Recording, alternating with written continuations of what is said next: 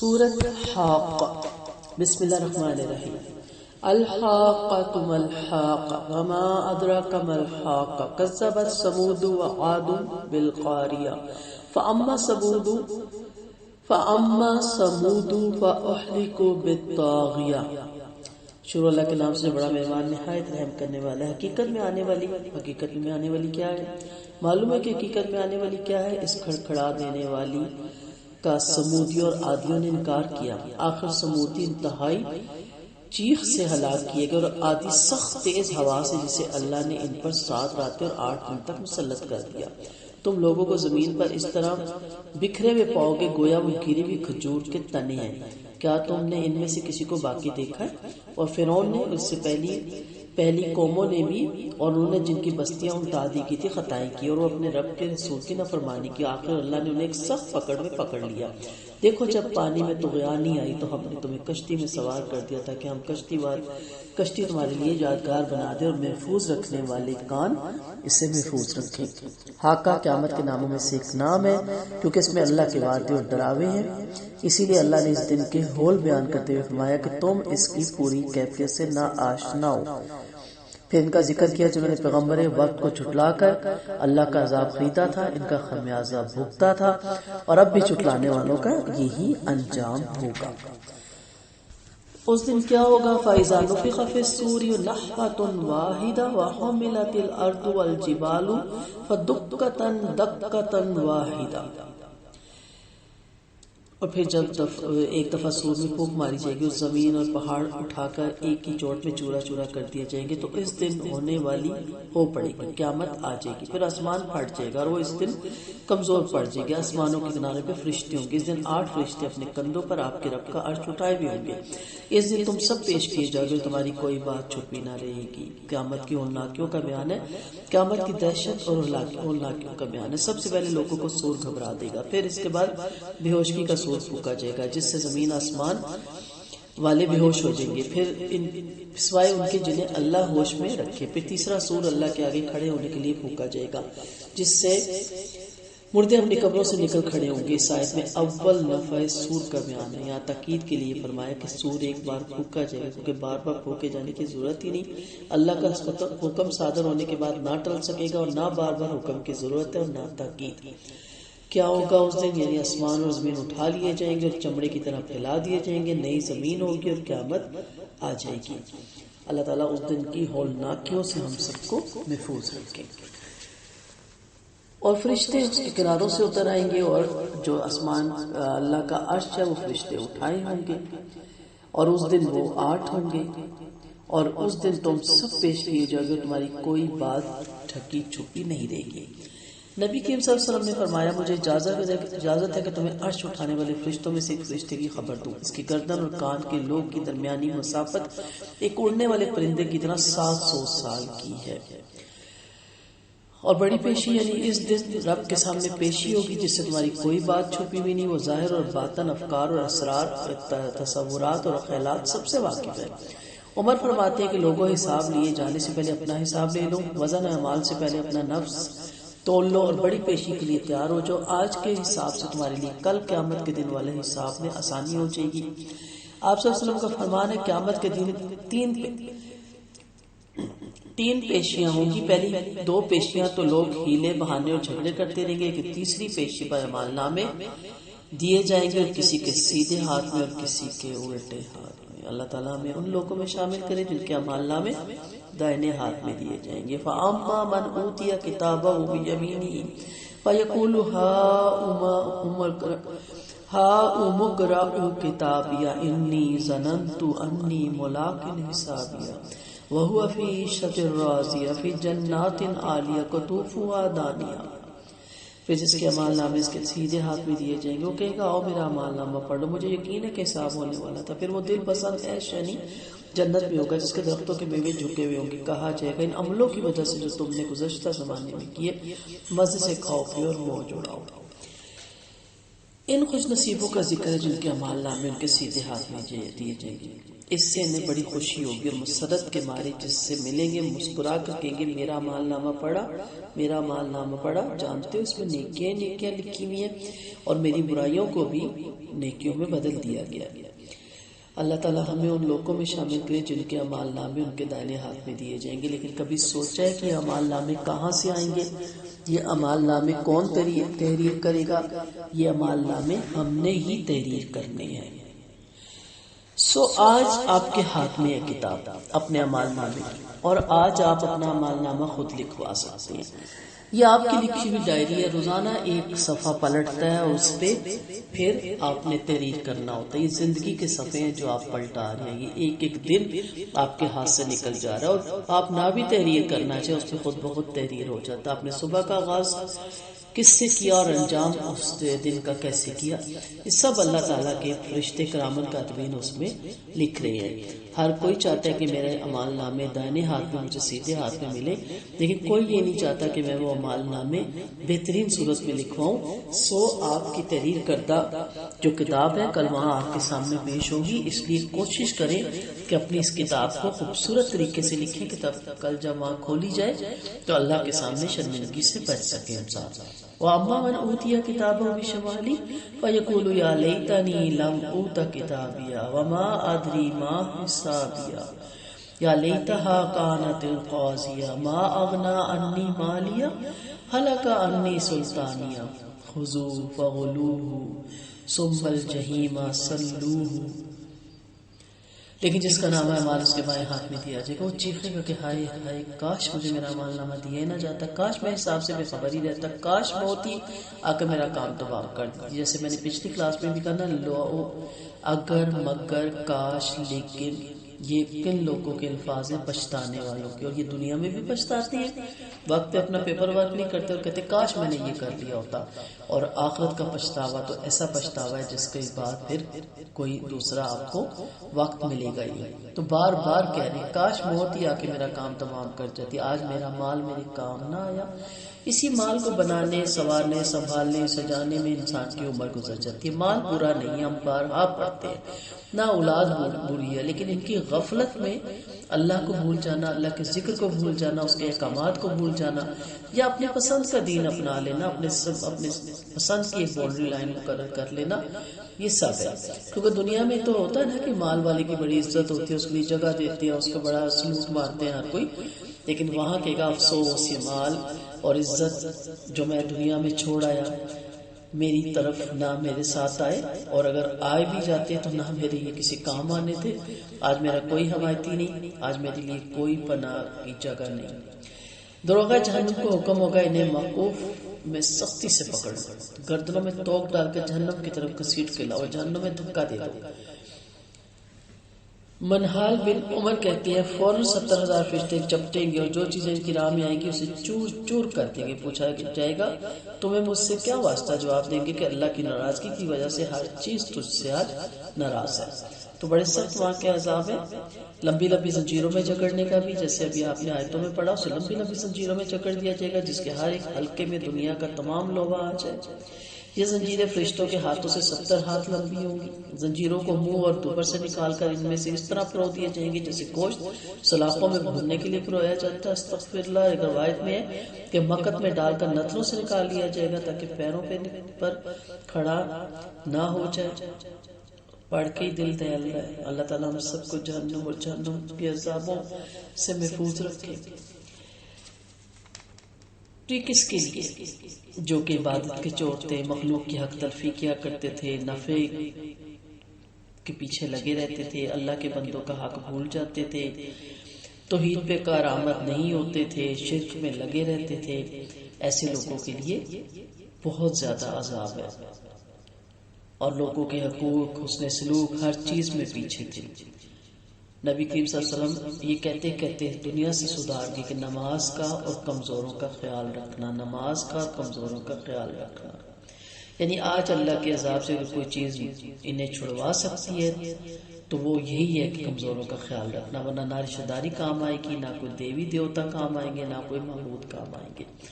آج پیپ کے سوا کوئی غذا نہیں، اور غذا نمک حرامیوں ہی کی ہے جو سب غذاؤں سے بدترین ہے۔ غسلین کی تفسیر ابن عباس فرماتے ہیں وہ خون اور پانی ہے جو جہنمیوں کے گوشت سے بہے گا۔ اسمیل والا ہوتا ہے، کرات آتی ہے۔ گندگی کے کام کرتے ہوئے کرات کیوں نہیں آتی؟ فوش مناظر، فوش موویز، فوش لباس پہنتے ہوئے، فوش گانے سنتے ہوئے کرات کیوں نہیں آتی؟ اس وقت نفرت کیا کریں نا گندی چیزوں سے، تو کل آپ ان گندی چیزوں سے انشاءاللہ محفوظ رہیں گے۔ فلا اقسم بما تبصرون وما لا تبصرون انه لقول رسول کریم وما هو بقول شاعر قلیلا ما تؤمنون۔ مجھے ان چیزوں کی قسم جنہیں تم دیکھتے ہو اور انہیں دیکھتے ہو، بلا شبہ قرآن ایک بزرگ رسول کا قول ہے، کسی شاعر کا قول نہیں۔ تم یقین نہیں کرتے اور نہ کسی کاہن کا قول ہے، تم نصیحت نہیں مانتے، وہ رب العالمین کی طرف سے اتارا گیا ہے۔ عمر رضی اللہ عنہ کہتے ہیں اسلام لانے سے پہلے ایک دفعہ میں نبی کریم صلی اللہ علیہ وسلم کے پاس گیا، اب پہلے ہی سے مسجد میں تشریف فرماتے، میں آپ کے پیچھے چپکے سے کھڑا ہو گیا، آپ کی صورت حاکہ پڑی، میں نشست الفاظ اور بندش مضامین اور کمال فصاحت اور بلاغت پر حیران رہ گیا۔ دل میں خیال آیا قریشی سچ کہتے ہیں، واقعی یہ تو شاعر ہے۔ پڑھتے پڑھتے یہ آیت آ گئی انہ لقول، یعنی آپ نے پڑھی کہ یہ بزرگ رسول کا قول ہے، شاعر کا نہیں۔ گو تمہیں یقین نہ ہے۔ پھر میں نے سوچا اگر شاعر نہیں تو یہ تو کاہن ہے، اس نے تو میرے دل کی بات مان لی۔ اتنے میں آیت آ گئی، جان لی سوری، کہ آپ نہ کاہن ہیں اور نہ کسی کاہن کا یہ قول ہے، مگر تم تو نصیحت مانتے نہیں۔ میرے لیے یہ پہلا موقع تھا کہ اسلام نے میرے دل میں گھر کر لیا اور مجھے آپ کی صداقت کا یقین ہو گیا۔ یہ واقعہ بھی آپ کے اسلام لانے کا ایک اہم سبب ہے، یعنی دل میں اسلام نے گھر کر لیا تھا۔ تو قرآن کی طرف لوگوں کو لائیں، جب تک قرآن وہ خود نہیں پڑھیں گے ترجمہ تفسیر سے، اس وقت تک وہ نہیں جان سکتے کہ قرآن ان سے کیا مطالبہ کرتا ہے۔ قرآن عمل کی پکار ہے، نہ صرف پڑھنے اور مرنے والوں کے پیچھے قرآن خوانی کا نام۔ اور اگر محمد صلی اللہ علیہ وسلم ہمارے خلاف کوئی بات کرتے تو ہم ان کا سیدھا ہاتھ پکڑ کر ان کی شہرت کاٹ دیتے، پھر ہمیں تم میں سے کوئی بھی سے روکنے والا نہ ہوتا۔ واقعی قرآن ڈرانے والوں کے لیے نصیحت ہے۔ ہمیں خوب معلوم ہے کہ تم میں سے بعض اسے جھٹلاتے ہیں، یاد رکھو یہ جھٹلانا کافروں کے لیے ویسے حسرت ہوگا، واقعی قرآن یقینی طور پر حق ہے۔ آپ اپنے عظیم رب کے نام کی پاکی بیان کیجیے۔ وَسَبِّحْ بِاسْمِ رَبِّكَ الْعَظِيمِ۔ یہاں پہ نبی کریم صلی اللہ علیہ وسلم کو سنا کہ ان کی امت کو بتایا جا رہا ہے کہ نبی کریم صلی اللہ علیہ وسلم نعوذ باللہ کبھی سوچ بھی نہیں سکتے کہ قرآن اپنے پاس سے لکھے۔ کوئی بھی اگر قرآن لکھنے کی کوشش کرے گا تو اللہ تعالیٰ ان کو زبردست عذاب دیں گے۔ تو کیا اللہ نے کہا کہ میں ہاتھ پکڑ کر ان کی شہرت کاٹ ڈالتا، موت ہو جاتی اور کوئی مجھے ان سے چھڑوا بھی نہیں سکتا؟ تو نبی کریم صلی اللہ علیہ وسلم سے تو یہ کبھی سوچا بھی نہیں جا سکتا۔ یہ ان سب کے لیے وعید ہے جو کہ کاذب ہیں، جھوٹے ہیں، من گھڑت باتیں قرآن میں شامل کرتے ہیں، اور اس دور میں بھی نبوت کا جھوٹا دعویٰ کرتے رہے، اب بھی کوئی نہ کوئی اس طرح کا شوشہ لوگ چھوڑ دیتے ہیں۔ تو ساروں کے بارے میں یہی ہے کہ یاد رکھو کہ جو قرآن کے خلاف کام کرتا ہے، قرآن کے خلاف بات کرتا ہے، اسے اپنا ٹھکانہ پھر جہنم میں بنا کے رکھنا چاہیے۔ سورۃ معارج، بسم اللہ الرحمن الرحیم۔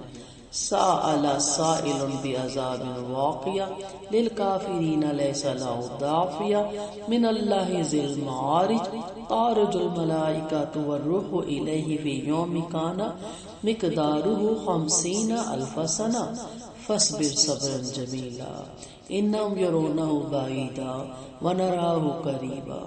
ایک سائل نے اس عذاب کا سوال کیا جو صاحب مراتب اللہ کی طرف سے کافروں پہ اترنے والا ہے، اور جیسے کوئی ٹالنے والا نہیں، چڑھتے ہیں اس کی طرف فرشتے اور روحیں ایک دن میں جس کی مقدار 50,000 برس کی۔ آپ صبر جمیل سے کام لیں، یہ عذاب کو دور سمجھ رہے ہیں، ہم اس کے بالکل قریب ہی دیکھ رہے ہیں۔ سمپل سی بات ہے، کفار مکہ بھی بار بار پوچھتے تھے کہ عذاب کب آئے گا، کا اصل یہ چیز نہیں ہے عذاب کب آئے گا، عذاب نے تو آنا ہی ہے، جب زندگی دنیا بنا دی گئی تو اس کے ختم ہونے کا بھی وقت آنا ہی ہے۔ اصل چیز تو یہ ہے کہ وہ جب آئے گا تو انکار کرنے والوں سے پھر دور نہیں ہوگا، جب وہ اتر آئے گا تو انکار کرنے والے للکافرین لیس لہ دافع اسے اپنے ہاتھوں سے پرے نہیں کر سکیں گے، حجت تمام ہو جائے گی اور عذاب کنفرم ہو جائے گا۔ یہ اللہ کی طرف سے ہے، اسے کوئی ٹالنے والا نہیں ہے، یہ اللہ کی طرف سے چڑھتے ہیں اس کی طرف فرشتے اور روحیں ایک دن میں جس کی مقدار 50,000 برس کی ہے۔ 50,000 سال والے دن سے قیامت کا دن مراد ہے۔ ابن حاتم میں ہے، ابن عباس کی صحیح سند کے ساتھ روایت ہے کہ ابن عباس کا قول ہے کہ قیامت کا دن کافروں کے لیے 50,000 سال کے برابر ہوگا۔ تو ہمارے یہاں کے جو 50,000 سال ہے وہاں کا ایک دنوں کا، اسی لیے تو اب آگے آیتوں میں آتا ہے کہ بچے بوڑھے ہو جائیں گے۔ کسی نے اپنے عباس سے پوچھا کہ 1,000 سال کا دن کون سا ہے؟ فرمایا 50,000 سال کا دن کون سا ہے؟ بولا میں نے آپ سے یہی معلوم کرنے کے لیے آیا ہوں۔ فرمایا اللہ نے قرآن میں ان دونوں دنوں کا بیان فرمایا، ان کی حقیقت اسی کو معلوم ہے، میں بلا علم کے قرآن میں کچھ کہنا پسند نہیں کرتا، برا سمجھتا ہوں۔ نبی کریم صلی اللہ علیہ وسلم کو صبر کی تلقین کی جا رہی ہے، اے نبی صلی اللہ علیہ وسلم آپ کی قوم آپ کو جھٹلا کر جو آپ کا دل دکھا رہی ہے اور قیامت کے اس خیال سے جلدی مچا رہی ہے کہ وہ آنے والی نہیں، آپ اس پر صبر جمیل سے کام لیں اور اپنے دل پہ میل نہ لائیں۔ اب دیکھیں کہ پہلی بھی قوموں نے اسی طرح کیا اور اپنے پیغمبروں کو ستایا اور کیا کہا کہ آپ قیامت کیوں نہیں لاتے؟ تو پھر ان کی قیامتیں آئیں اور بڑی سخت قیامتیں آئیں۔ یوم تکون السماء کالمہل وتکون الجبال کالعہن ولا یسأل حمیم حمیما یبصرونہم یود المجرمون لو یہتدی من عذاب یومئذ ببنیہ وصاحبتہ وأخیہ ووصیلتہ التی تؤویہ ومن فی الارض جمیعا ثم ینجی۔ جس دن آسمان تیل کی ترچھٹ کی طرح ہوگا اور پہاڑ رنگین اون کی طرح ہو جائیں گے، کوئی دوست کسی دوست کو نہ پوچھے گا، جبکہ ایک دوست کو ایک دوسرے کو دکھلا بھی دیے جائیں گے۔ اس دن مجرم آرزو کریں گے کاش وہ اپنے بیٹوں کو، بیوی کو، بھائیوں کو، کنبے کو جو سے پناہ دیتا تھا اور زمین کے تمام لوگوں فدیہ میں دے کر عذاب سے اپنی جان چھڑا لے، مگر اب ایسا ہرگز نہ ہوگا۔ واقعی وہ شعلے والی آگے جو کھال کھینچتی ہے، یہ ہر اس شخص کو بلائے گی جو پیچھے ہٹا تھا، جس نے حق سے منہ موڑا تھا اور مال جمع کر کے سنبھال کے رکھ چھوڑا تھا۔ یعنی جس عذاب کی جلدی مچا رہے ہیں وہ دن آئے گا اور اس دن آسمان تیل کی تلچھٹ کی طرح ہو جائے گا اور پہاڑ روئی کے جیسے دھنی ہوئی روئی ہوتی ہے نا، بکھرتی ہے، آپ نے کبھی روئی دھنی ہوئی دیکھی ہے؟ ضرور جا کے دیکھیے گا، اس طرح آسمان بکھریں گے، جب کتنے یہ مضبوط ہیں کہ آج ان کو کاٹنے کے لیے بھی اتنا وقت لگتا ہے اور بہت مشکل ہوتا ہے ان کو کاٹنا۔ ہوگا کیا اس دن؟ کوئی دوست کے کام نہیں آئے گا، کوئی کسی پریشان حال میں پریشانی نہیں پوچھے گا، اور ایک شخص جس کے لیے وہ دنیا گواتا رہا، اپنے بیوی بچے بہن بھائی کنبے قبیلے گریڈ کے لیے، کہے گا کاش یہ سارے مجھ سے لے لیے جائیں اور مجھے جہنم کی آگ سے بچا لیا جائے، مگر یہ تمنا فضول ہے۔ دنیا میں تو اسے سب کچھ سے نہیں مانگا گیا تھا کہ اپنے بیوی بچے مال و دولت سب اللہ کی راہ میں دے دو، صرف یہ کہا تھا کہ ان کو اللہ کی راہ میں لگاؤ، ان کو اللہ کے حکموں کے مطابق ان کی پرورش کرو، اور اس کے مال کو بھی جو اللہ نے آپ کو نوازا اسے اللہ کے حکم کے مطابق استعمال کرو۔ لیکن ہے کیا؟ مال جمع کیا، اکاؤنٹس بڑھاتے چلے جاؤ، پراپرٹیاں بڑھاتے چلے جاؤ، اور خود کیا جانا، 2 گز زمین کے ٹکڑے میں، اور کیا پہننا ہے 2 گز زمین کا کفن کا ٹکڑا، بس اس سفید کفن کے لیے اتنی محنت اور زمین گڑے کے لیے اتنی محنت۔ مال جوڑ کے رکھنے والوں کی مذمت ہے، یہ خوفناک آگ اپنے فرزندوں کو جن کو اللہ نے جہنم کے لیے پیدا کیا تھا کہ دنیا میں آ کر ادھم مچایا اور دوزخ کے عمل کیے، انہیں پکارے گی، پھر انہیں پرندے کی طرح ایک ایک کر کے چن لے گی، کیونکہ انہوں نے دنیا میں دل سے حق کو جھٹلایا تھا، نیکیوں سے دل چرایا تھا اور مال جوڑ کے رکھا تھا، نہ اللہ کے حقوق کی پرواہ کی تھی اور نہ لوگوں کے حقوق کی۔ حدیث میں آتا ہے کہ سنبھال کے نہ رکھ، ورنہ اللہ بھی تجھے سنبھال کے ہی رکھ لے گا۔ اللہ تعالیٰ ہمارے دلوں کو کھلا کرے اور دنیا میں رہ کے آخرت کو سنوارنے والے کام اللہ ہمیں توفیق دے۔ یہ آخری صورت انسان کو ہلا کے رکھ دیتی ہیں۔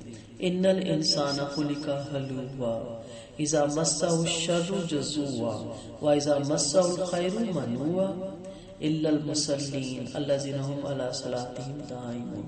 دیکھو انسان بڑا کچے دل والا ہے، جب اس پر کوئی مصیبت آ جاتی ہے تو گھبرا جاتا ہے، جب مال ملتا ہے تو کنجوس بن جاتا ہے۔ پھر سوائے نمازیوں کے جو اپنی نمازوں پہ ہمیشگی کرتے ہیں، جن کے مالوں میں مانگنے اور نہ مانگنے والوں کا ایک مقررہ حصہ ہے، جو جزا کے دن پر یقین رکھتے ہیں، جو رب کے عذاب کے ڈر سے سہمے رہتے ہیں۔ واقعی ان کے رب کا عذاب ایسا نہیں جس سے انسان بے خوف ہو جائے، جو اپنی عصمتوں کی سوائے بیویوں اور لونڈیوں کے جن کے وہ مالک ہیں حفاظت کرتے ہیں، ایسوں پہ کوئی ملامت نہیں۔ پھر جنہوں نے اس کے علاوہ بھی کوئی راہ ڈھونڈی وہی حد سے گزر جانے والے، جو امانتوں اور عہدوں کے پابند رہتے ہیں، جو اپنی گواہیوں پہ قائم رہتے ہیں، جو اپنی نماز کی حفاظت کرتے ہیں، جنتی باغوں میں ایسوں ہی کی تکریم اور عزت ہوگی۔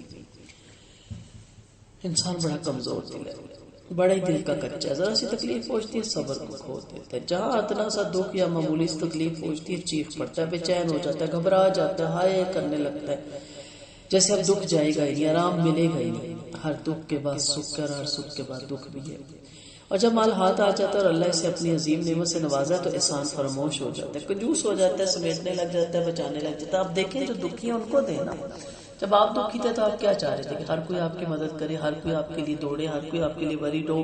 آپ کہتے ہیں کہ کیا فائدہ رشتہ داروں کو جب دکھ سکھ میں ساتھ ہی نہیں دیتے۔ آج آپ امیر ہو گئے، آج اللہ نے آپ کو نواز دیا، اب آپ کا کام ہے نا کہ آپ یہ جو نعمت اللہ نے آپ کو نوازا آپ اس کے احسان فراموشی نہ کریں۔ تمام حقوق چھوڑ کر جوڑنے کی فکر میں لگ جاتا ہے اور اللہ کو بھی بھول جاتا ہے۔ نبی کریم صلی اللہ علیہ وسلم نے فرمایا انسان کی پوری خصلت اس کے انتہائی کنجوسی اور بزدلی ہے۔ اللہ تعالیٰ ہم سب کو ان سے محفوظ رکھے۔ اور نمازوں کی اوصاف بتائی گئی، نماز میں سکون اور اعتدال بتایا گیا کہ وہ اپنی نمازوں کو خشوع و خضوع سے پڑھتے ہیں، اور نماز مکارم اخلاق کا عادی بناتی ہے۔ نماز آپ کو سکھاتی ہے کہ اپنی عصمتوں کی حفاظت کیجیے، بد اخلاقی سے بچیے، جہاں اسلام اجازت دیتا ہے بس اتنا ہی اسی طرف رخ کریں، جہاں اسلام اجازت نہیں دیتا اس طرف نگاہ بھی نہ اٹھا کے دیکھیں، سیدھی راہ پہ چلیے، حلال حرام کی فکر کیجیے، حد سے مت بڑھیے، سود سے بچیے۔ نماز آپ کو سکھاتی ہے امین رہیے، صادق رہیے، خائن و غدار نہ بنیے۔ ایمان آپ کو سکھاتی ہے، نماز آپ کو سکھاتی ہے کہ وعدے کو عہد پورا کریں، وعدہ پورا کریں، خیانت اور غداری منافقوں کی خصلت ہے۔ تو نماز اگر آپ کو یہ سب کچھ نہیں سکھا رہی تو پھر وہ آپ کی نماز نہیں ہے۔ نماز تو بہت کچھ انسان کو سمجھاتی ہے کہ جس رب کے سامنے ماتھا ٹیک لے اور اپنے آپ کو سلنڈر کر رہے ہو، اس نے جس کاموں سے منع کیا ہے وہ کر کے بیٹھے ہو یا نہیں کر کے بیٹھے، تو پھر آپ نے نعوذ باللہ ساری نماز جھوٹی پڑھی، پڑھتے نہیں۔ انشاءاللہ نماز ایک دن آپ کو اس چیز کا احساس ضرور دلائے گی۔ انہیں کیا ہو گیا کہ آپ کے دائیں بائیں سے گروہ بن کے مذاق کے لیے آپ کی طرف دوڑے چلے آتے ہیں۔ نبی کریم صلی اللہ علیہ وسلم کی نعوذ باللہ انسلٹ کرتے تھے، عہد رسالت میں آپ کو دیکھتے تھے اور مذاق اڑاتے تھے۔ کیا ان میں سے ہر ایک کو یہ لالچ ہے کہ وہ نعمت والی جنت میں چلا جائے گا؟ کبھی نہیں، ہم نے انہیں اس چیز سے پیدا کیا جسے وہ جانتے ہیں۔ اب خوشفہمی بھی کیا تھی کہ ہم نبی کی تکذیب کر رہے ہیں، نبی کی نعوذ باللہ انسلٹ کر رہے ہیں، لیکن ہم جنتی ہیں، جسے یہود و نصارہ کی روش تھی۔ آج ہمارا بھی یہی حال ہے کہ ہم اہل علم کی تکذیب کرتے ہیں، ان کا مذاق اڑاتے ہیں، ان کے برقعوں کا، ان کے داڑھیوں کا، ان کے ٹخنوں سے اونچی شلواروں کا، ان کی نمازوں کا، اور ہم امید بھی یہی رکھتے ہیں کہ انہوں نے کیا جنت میں جانا تو ہم نہیں ہیں۔ تو یہاں پہ کہا گیا کہ وہ کیا سمجھتے ہیں کہ ہم انہیں وہ خود ہی جنت پہ چلے جائیں گے؟ کبھی نہیں، ہم نے انہیں اس چیز سے پیدا کیا جسے وہ جانتے ہیں۔ مشارق اور مغرب کے رب کی قسم، ہم ان کی جگہ ان سے بہتر لانے پر قادر ہیں، عاجز نہیں۔ اچھا آپ انہیں جھگڑتے اور کھیلتے کودتے چھوڑ دیں جب تک کہ یہ اس دن سے جا ملے جس کا ان سے وعدہ کیا کہ جس دن یہ قبروں سے بھاگتے ہوئے نکل کھڑے ہوں گے، جیسے کسی عبادت کی گاہ کی طرف بھاگے جا رہے ہیں، آنکھیں جھکی ہوں گی اور ذلت چھائی ہوگی۔ یہی وہ دن ہوگا جس کا ان سے وعدہ کیا جاتا ہے۔ تو یہاں پہ نبی کریم صلی اللہ علیہ وسلم سے یہ تو کترا کا ادھر ادھر بھاگ جاتے تھے، اور ہر بندہ یہ بھی سمجھتا تھا، جیسے میں نے ابھی کہا کہ اسے جنت کا لالچ بھی تھا۔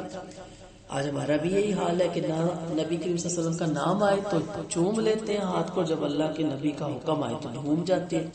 تو چومنا نہیں ہے، گھومنا نہیں ہے، اصل ہے کہ اس پہ عمل کریں۔ اور زندگی بعد الموت کا یہاں ثبوت ہے کہ اللہ تعالیٰ نے جو دنیا میں آپ کو بنایا ایک حقیر سے لطفے سے، اس کے لیے آپ کو آخرت میں دوبارہ بنانا کیا مشکل ہے۔ اللہ اس چیز سے عاجز نہیں ہے، اور جو نصیحت نہیں مانتے ان کو ان کے حال پہ چھوڑ دیا جائے گا۔ یعنی آپ انہیں سرکشی میں گرفتار چھوڑ دیں جب تک یہ وہ دن نہیں پالیں گے جس دن سے وعدہ کیا جاتا ہے، اور اس دن ہی کیا یہ قبول کریں گے اس چیز کو، لیکن اس دن ان کا قبول کرنا انہیں کچھ فائدہ نہیں دے گا۔ اس طرح یہ بھاگیں گے نا نفع جب پھونک ماری جائے گی، جس طرح آج یہ اپنی درگاہوں پہ، آج اپنے یہ شرک کی میلوں ٹھیلوں پہ جاتی ہے، کتنی دنیا ہوتی ہے، کوئی ناچ رہا ہے، کوئی گا رہا ہے، کوئی بھنگ پی رہا ہے، کوئی چرس پی رہا ہے، کوئی بال کھولے ناچ رہی، سب کیا ہے؟ کہا اس طرح یہ بھاگیں گے جس طرح کتوں کی طرف دوڑے جا رہے ہیں نا، اسی طرح سب پٹ دوڑیں گے، پیشانی کے مارے نگاہیں جھکی ہوں گی، ذلت چھائی ہوگی، کیونکہ یہ دنیا میں بڑے مغرور اور معزز سمجھے جاتے تھے۔ پھر فرمایا یہ قیامت کا دن ہوگا جس کا یہ مذاق اڑاتے تھے۔ سورۃ نوح، بسم اللہ الرحمن الرحیم۔ انا ارسلنا نوحا الی قومه ان انذر قومک من قبل ان یأتیہم عذاب علیم قال یا قوم انی لکم نذیر مبین ان اعبدوا اللہ واتقوہ واطیعون۔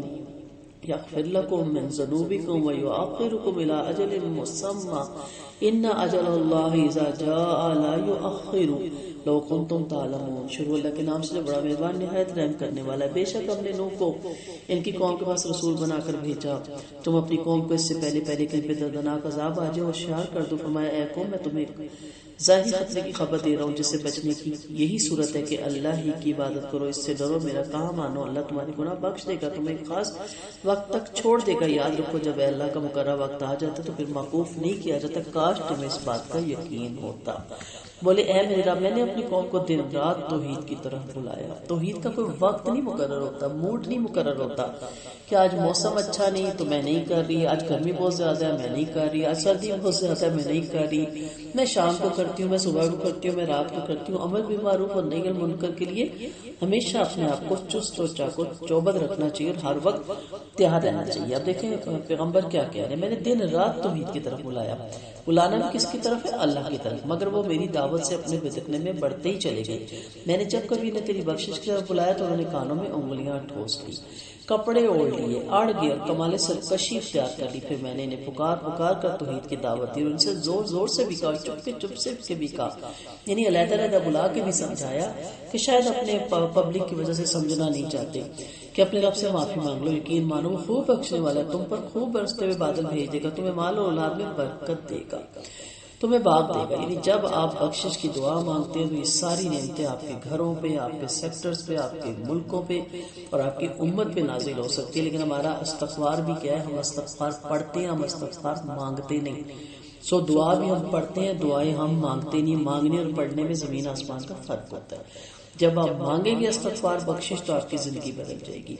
تو اللہ نے کہا تمہیں مال اور اولاد میں برکت دیں گے، تمہیں باغ دیں گے، تمہارے لیے نہریں جاری کر دیں گے، تم پر کیوں پتھر پڑ گئے، کیوں اللہ کی بزرگی نہیں مانتے ہو، حالانکہ اس نے تمہیں مختلف حالتوں سے پیدا کیا، دیکھتے نہیں ہو اللہ نے کس خوبی سے اوپر تیرے آسمان بنا دیا اور ان میں چاند کو نورانی اور سورج کو چراغ بنا دیا۔ اللہ نے تمہیں زمین سے پیدا کیا، پھر اسی میں لوٹائے جاؤ گے، اسی سے دوبارہ پیدا کرے گا اللہ تعالیٰ۔ اسی نے زمین کو تمہارے لیے فرش بنایا تاکہ تم اس کی چوڑی چکلی راہوں میں چلو پھرو۔ قال نوح ربی انہم عصونی واتبعوا من لم یزدہ مالہ وولدہ الا خسارا۔ نوح نے کہا اے رب قوم نے میری بات نہیں مانی اور ان کے پیچھے لگ ان کے مال اور اولاد کی کمی کے باعث بنے اور بری تدبیریں کرنے لگے اور کہنے لگے خبردار اپنے معبودوں کو ہرگز نہ چھوڑنا، نہ بدھ کو چھوڑو، نہ سوا کو چھوڑو، نہ یغوث کو چھوڑو، نہ یعوق کو چھوڑو، نہ نصر کو۔ انہوں نے ایک کثیر مخلوق گمراہ کر دی تھی، اے اللہ ان ظالموں کی گمراہی اور بڑھا دے۔ محمد بن قیس کہتے ہیں یغوث، یعوق اور نصر آدم اور نوح کے درمیانی زمانے کے نیک حضرات تھے، عوام ان کے متقد تھے۔